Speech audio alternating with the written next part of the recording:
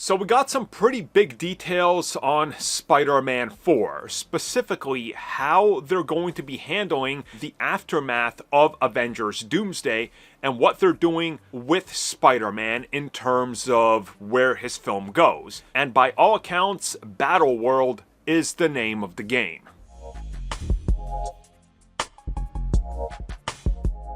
So if you have been keeping up with all the reports in regards to Spider-Man 4, Marvel Studios' direction, the issues with Sony, trying to shoehorn in Venom and no possibly, and then maybe not, and then going multiverse and trying to bring back the old Spider-Man and then not, we're completely at a loss for what they're doing.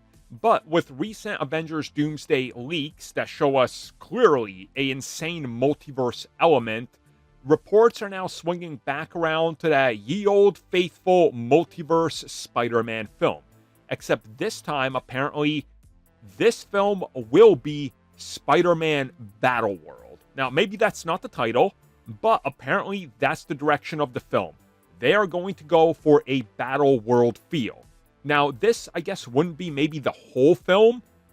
From what we're hearing, a part of it might just be normal Spider-Man, so maybe like the first act, like Spider-Man No Way Home, where it's like, oh, it's grounded, let's wrap up some stuff, and then here's the multiverse, Daredevil's gone, let's move to this stuff. It sounds like that they could be taking that approach.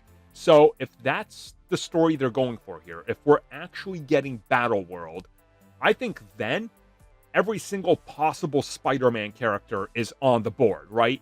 They're not limited by anything. So Tom Hardy's Venom, the Amazing Spider-Man 2 Goblin, Miles Morales animated, sure, anybody and everybody can appear in this thing.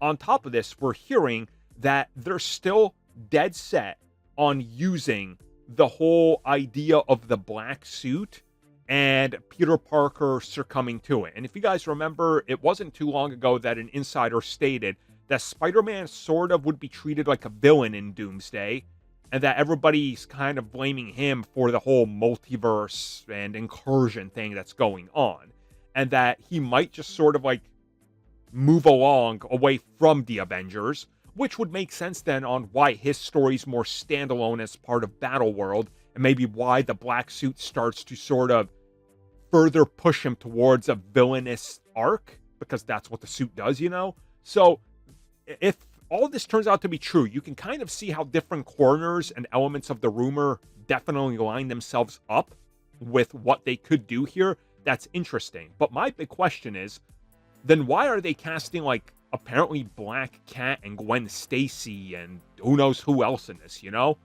Because that's a lot. Again, unless they're like the first act, which then that's fine. That's cool. That fits the story. That fits what you're going for.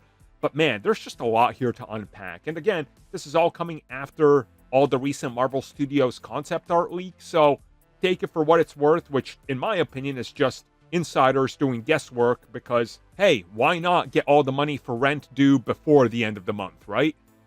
Thank you for checking out that video, and thank you for your continued support. Feel free to like, share, subscribe, do whatever you will, and if you're so inclined and would like some additional content from us, which includes unfiltered content and bonus discussions, we do offer exclusively in our member section. We hope to see you there. So thank you for watching, and have a good one.